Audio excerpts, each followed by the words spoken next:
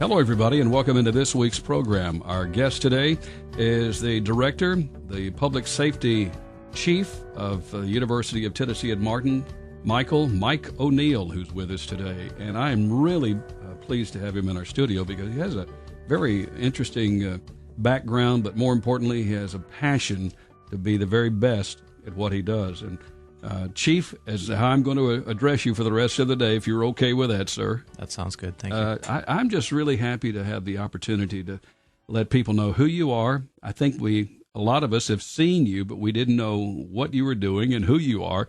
But today, after being on the job for about 6 months, I think people are really beginning to warm up to the new police chief at UT Martin. Well, thank you. It's been an interesting 5 months, going on 6 months here so far. It's been a learning curve for me. I've been going around and meeting people, and I said my first couple months here what I was going to do was go around and listen rather than trying to make any drastic changes or anything, and I've been learning quite a bit and meeting a lot of people. Now, what would have brought you from your hometown or from where you came from in Minnesota to come to Martin, Tennessee? Why on earth? I mean, that's a drastic change. Well, I'd have to turn around and respond to that with the question, have you ever been to Minnesota? I have. I love Minnesota. Oh, well, you're one of the few that... I've only been to the mall, so...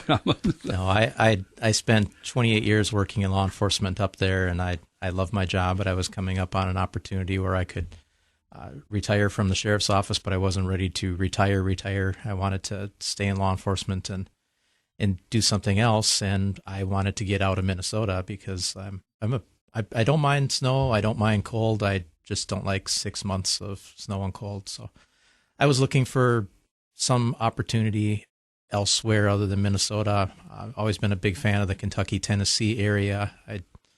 I'm also in the military, in the reserves, and I travel a lot with that, and I've always had good experiences down in the Kentucky, Tennessee area. So when I started looking for other opportunities, that was the area I was looking in. The Director of Public Safety position was posted on the International Chiefs of Police Association website nationwide. I saw it, I showed it to my wife, and my wife said, you need to apply for that. That's perfect for you. And so I did, and next thing I know, here I am. So let me ask you, what were you doing in Minnesota, in your hometown, if you will? For work, I worked at the Ramsey County Sheriff's Office for 28 and a half years. I worked for the county, actually, for about 30 years. I started out as a correctional officer in 1993. I went over to the sheriff's office as a deputy sheriff in 95, and then I worked for them for the entire time. My last few years with the sheriff's office, I was the watch commander for the county, and that's a responsibility where after normal business hours, quote unquote, I'm the senior person at the department, so I'm the one that's dealing with any kind of issues. Ramsey County is St. Paul, Minnesota, for geographical purposes. It's the capital, and it's a very small county geographically, but population-wise, it's a very population-dense county. It's 500,000 people in the county, and the sheriff's office was about 500 employees, about 250 sworn law enforcement officers, and then correctional officers and civilian staff. You're also a command sergeant major in the United States Army? Yes, sir. Tell me about that. I am a command sergeant major in the United States Army. When did you get into the Army? I got into the military basically right after high school. I went into the Marine Corps first. I was in the Marine Corps for 10 years. In the Marine Corps Reserve I started out as a combat engineer and then as a military police officer. I did criminal investigations in the Marine Corps. And in 1998, I was offered in 1997, I was offered a position as a military police instructor with the Army Reserve. Turned it down at first because I was in the Marine Corps, and the Army is, in my mind, a step down from the Marine Corps. But I kicked it around for about a year. I heard what you said, and so did every Marine heard that too.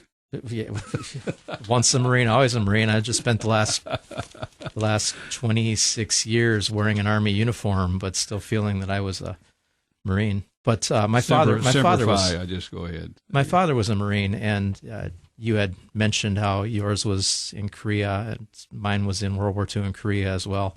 And he was a role model for me, and he had always made me want to be a Marine. And then when I was looking at leaving the Marine Corps, I had to go to my father and I had to tell him I'm thinking of either getting out or I had this opportunity to go over the Army Reserve. And he reminded me that as much as we banter back and forth in the different branches of the service, we're all still serving our country. And there's nothing, it's not a step down. It's still serving the country. So I took the opportunity. I went over in 1998 to be an instructor. The Marine Corps didn't have a military police school, so it really was just putting a different uniform on for the first few years because I was teaching Marines about the military police corps. And I ended up staying in because I had already been through Desert Storm, but then when 9/11 happened, any opportunity to leave the unit that I was in and go back over the Marine Corps ended because they implemented what they call stop loss, where you can't retire, you can't move from a unit because they wanted to keep their numbers up. And because of that, I was in the same unit for 3 or 4 years. And when stop loss went away, well, I've been promoted a couple times, and then going anywhere else meant, possibly taking a step down. So I ended up staying where I was. It turned out to be a good thing for me because I had good opportunities in the Army to do a lot of different things. I was promoted to Sergeant Major back in 2015, I believe, and I've served in a few different units since. I've been deployed a few times, but I was deployed as a Sergeant Major to Afghanistan in 2017, and I came back and became a Command Sergeant Major right after that. Served as a Command Sergeant Major of a military police battalion, and now as a Command Sergeant Major of a training brigade where we do all the civil affairs and psychological operations training for the Army Reserve across the country. If you've just joined us, we're visiting with the police chief of the University of Tennessee at Martin, Michael O'Neill. And I've got to follow up for just a second. Have you transferred, and I don't know how to ask this question, but did you transfer your military time to Tennessee? Are you in the Tennessee Army National Guard now? No, sir. It's the difference between the Guard and the Reserve. The Reserve is nationwide. They're not a state entity. They're a federal entity. So it doesn't matter. I haven't served, in Minnesota. I haven't been in a unit in Minnesota for probably 15 years. All the units that I've been part of have been in other places. My current unit is actually based out of New York City. So my brigade headquarters is in Fort Totten, which is Queens, New York, but I have battalions that are in New Jersey, North Carolina, Ohio, Texas, and California. We have a training site in Wisconsin. We have our division headquarters over in Missouri. So I do a lot of traveling because we go all over the country for this. So if the president declares an emergency or disaster, whatever it happens to be, you have to be on standby, and you still have your fatigues in the closet ready to go? Oh yes. They're packed in a bag ready to go, actually. I'm impressed to know that you have another reservist that's here, and yet at the same time in a position that you have as well, which I think is pretty good for us to know that we've got someone here that can share that experience. Well, I do hope to retire soon. I'm at 36 years total military service, and I'm looking to retire soon, hopefully May 1st, because this job is something that I'm dedicating myself more to. I have a picture of you here, and I see a lot of salad across your left. You know where I'm going with that, but I'm very impressed with all of these, and I know what some of them mean. Let me follow that up here for just 1 second. How important is it, or how good is it, if you can hire a police officer that's got a background in the military? There's a lot of advantages to military experience. It's hard to find in this area, unfortunately, and hiring has been one of my challenges that I've been dealing with since I came in, trying to both fill our positions and get one of my priorities. I can talk about is I want to have high standards. I want to hire for high standards, and I think military experience has proven to be a advantage. But it's been a challenge filling our positions and hiring here. In looking for people that are going to be, I guess you could say, already battle tested. Anyone, at least in my judgment, whether it's the Army National Guard or reservist or coming out of 8 years with whatever branch it happens to be, that those people don't have to have as much training than a newbie coming on board that has just gone through the academy. Well, they do have to have the same amount of training, but what we've seen, and just to segue, I actually just completed my doctoral dissertation, my oral defense on that, and my dissertation just happened to be on the performance of military veterans in law enforcement careers. So once they transition from the military to a civilian job, they go into law enforcement, how do they do? And what the research found was that they tend to be more disciplined. They tend to have their experiences tend to be an advantage in a law enforcement career. They're better at tactics. They've already learned leadership skills that you don't often get in other careers. So they have that advantage going into it. We still have to teach them all of the law enforcement specific stuff unless they've been military police officers. They don't necessarily have that, and there's differences between the way you operate in the military and the way you operate in law enforcement. But military veterans do tend to have that discipline and leadership advantage that gives them a leg up on people that don't have that. By the way, congratulations on your doctorate. I saw that in your CV a minute ago, but I was very impressed with that. And you may be the first police chief that has a doctorate. And I could be incorrect about this, but I don't think so. But let me congratulate you. Thank you very much. I know the chief down in Jackson is a Juris Doctorate. He's a JD, so I won't be the only one in the area, but probably at UT Martin, yes. Fits in well with the academic environment, though. So, do you find UT Martin similar to other campuses, or do you have that experience yet? The kind of I just call it the landscape. It's been interesting comparing UT Martin to other campuses in the area. We're obviously much different than Knoxville, Chattanooga, the other campuses in the UT system. I think it's a pretty safe environment here, but I get concerned that we could get a little bit lackadaisical, assuming that it's a safe environment and not prioritize public safety the way we should. And I think that's one of the things I'm trying to get out there more, is that we need to promote a safe environment, and it's a community-wide, campus-wide effort, not just police officers making the environment safe. But I'd seen similarities to universities up in Minnesota around where I worked. We had campuses of similar size, and I think what I've seen here, and not to plug UT Martin, but the community really loves the university, and the people that work at the university really love it. And I haven't seen that at other campuses that I've been involved with. The amount of dedication to the school that I see here has honestly been impressive to me.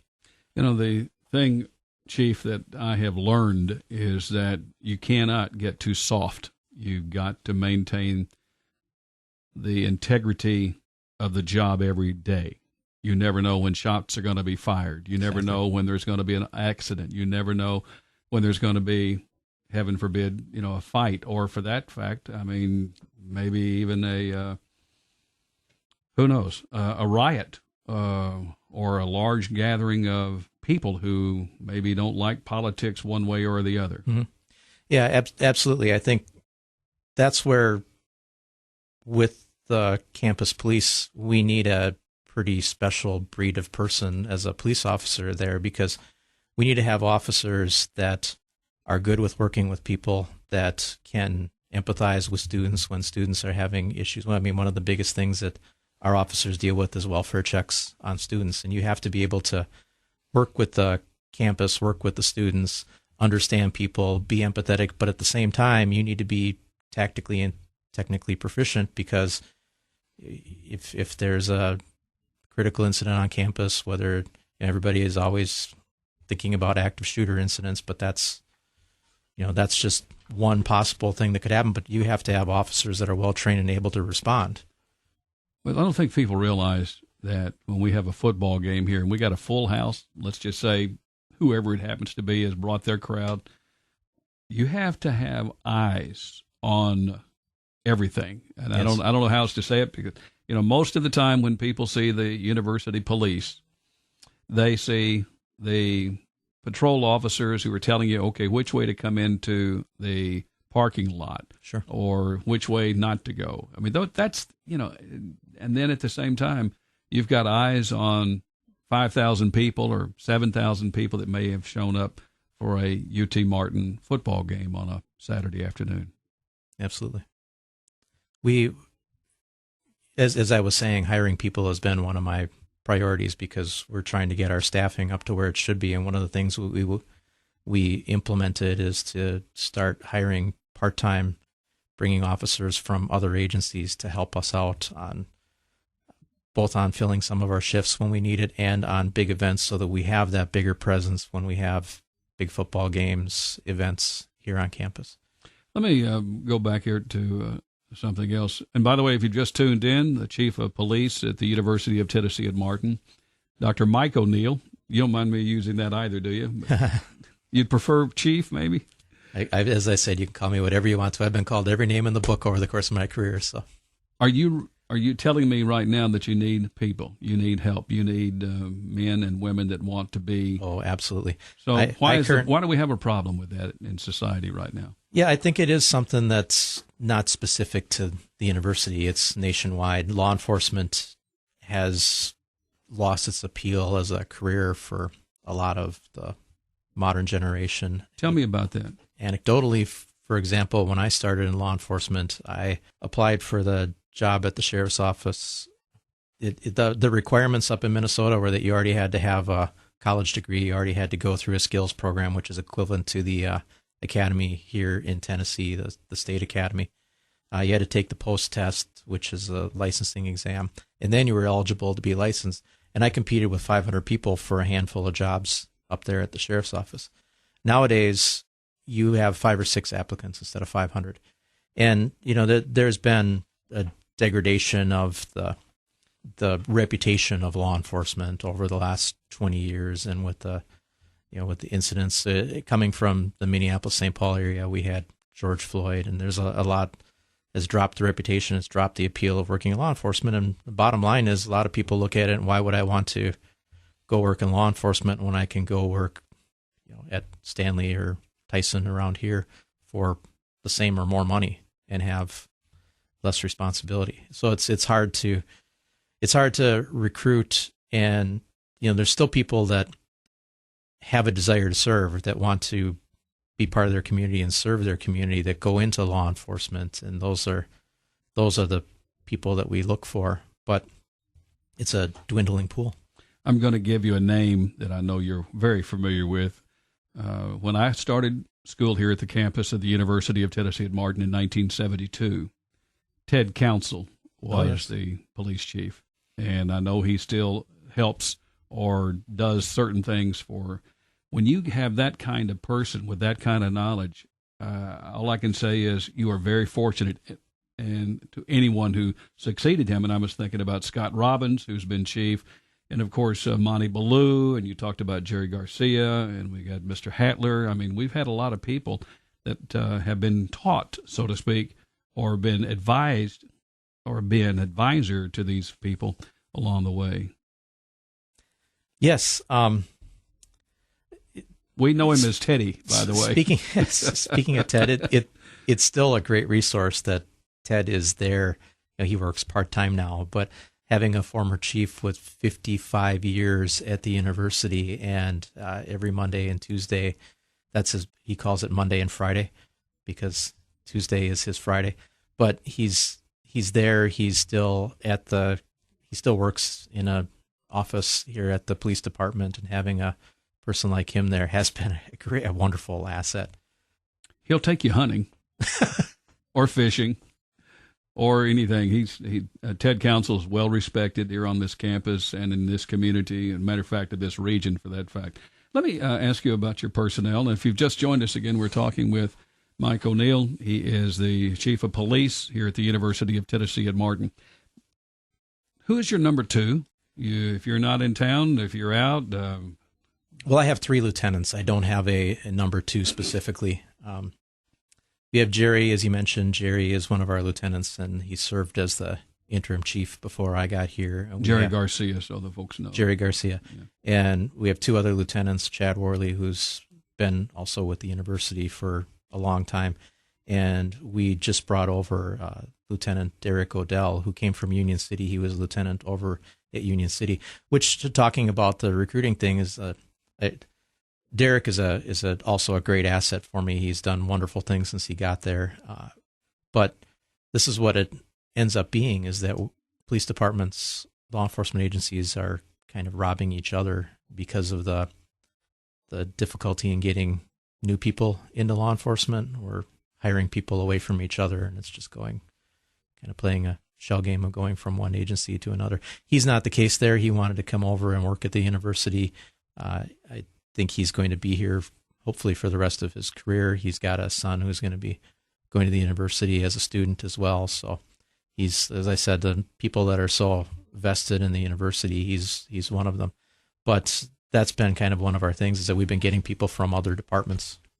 This is not a catch-you kind of question, but have you been on every building? Have you been in every building on the campus so far? Have you been able to get that accomplished? Yes, I believe I have, unless there's one that I missed somewhere. I made a point my first couple months of just going and wandering around the campus and walking in the buildings. And it was funny because sometimes there would be teachers, even before school started, the first few weeks that I was here, there would be staff, faculty in there that would be, "Can I help you? What are you doing in this building?" Which I also said was a great thing, because that means that they're watching out for the safety of the campus. Who is this strange person walking in? I also got to the regional centers that we have. I got an opportunity to go out to those, which, we have 5 regional centers spread out around the area. I've got to believe, and I'm not putting comment in, but I think you probably are looking at the buildings differently than I would or anybody else would. I think you're looking at safety cautions and those kinds of things. If there was a fire, if there was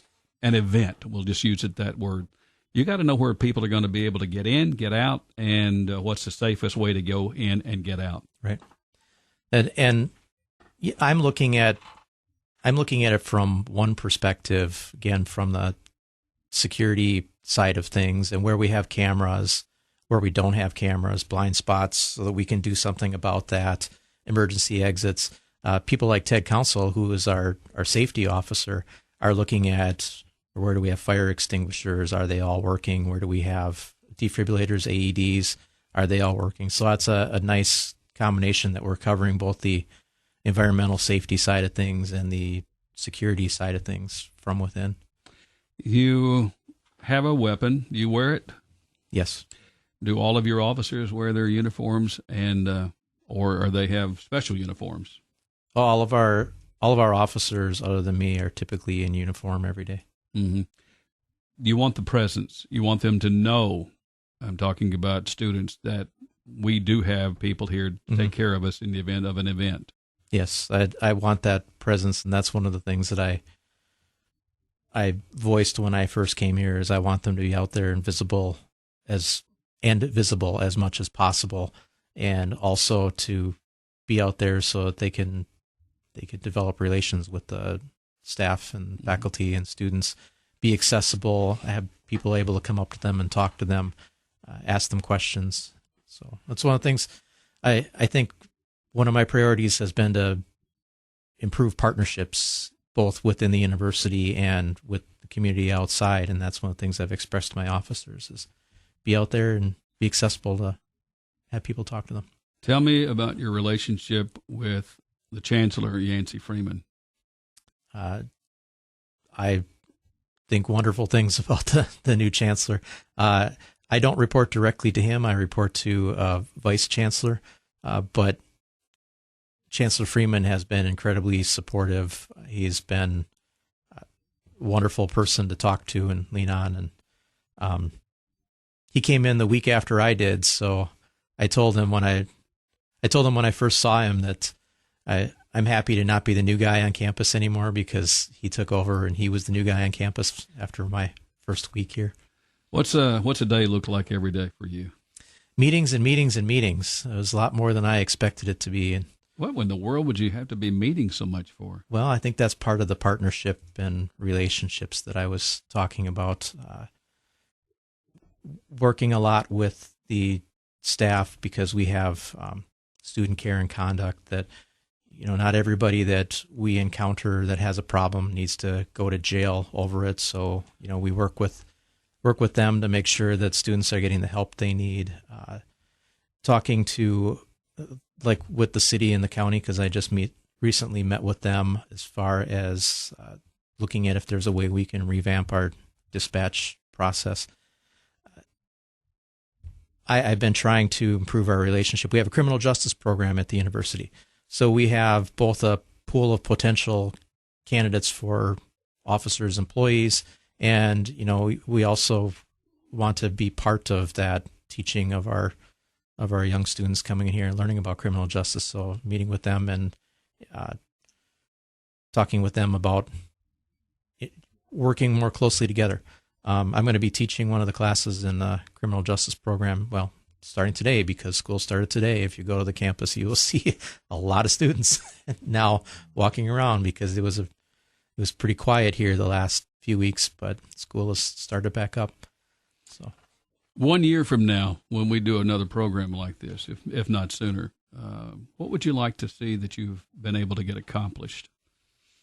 I would like to see a fully staffed and funded public safety department. Then what is that? Is that 15 officers? Is that, $5 million budget? I mean, I don't know. If you can hand me a $5 million budget, I would love that. But no, I think we went to hiring part-time officers to help out with our staffing, because hiring had been low when I first came in. And right now we have 1 sergeant position and 2 police officer positions posted that we're hiring for. I'd like to get it so that I'm not constantly trying to fill gaps there.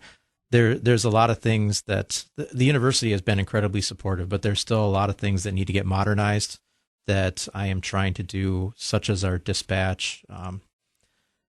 We did modernize some of our equipment, but there's a laundry list of things that just isn't in the budget, and I'd like to see that improve. It won't be done in a matter of a year, but I'd like to see an improvement on it. I'd be very quick on this. We only have about a minute. So is there a wish list that you have? I mean, really one hard wish list, we need more side-by-sides to go around the campus, or maybe a motorcycle. I'm just throwing that up on the wall. We're trying to improve the radio system, the handheld radios and in-car communications that we have. That's the top of my wish list right now. Trying to improve our dispatch system. We use student workers right now, and the student workers are great, but that's the amount of training that you can give somebody as a student worker is minimal. Trying to improve our records management system. Number of things. This is easy. Last question. Have you given a ticket to anyone yet? I have not. You've got a smile on your face. Yet. I did, I think, warn you one time. So. Okay. Thank you so much, Chief of Police Mike O'Neill. What a great visit we've had here today to learn more about the University of Tennessee at Martin's Police Department. It is the police on campus that you see. And if you have a question, just dial 881 7777. That's all you have to do, and ask questions if you need him. If you want him to come speak, I know he'd be glad to do that. That's our program today here on 30 Minutes. Thanks, everybody, for listening to this week's 30 Minutes on WCMT and Star 95.1 Thunderbolt Radio. And follow us on Thunderbolt Radio Info and on the web at WCMT.com. So long, everybody.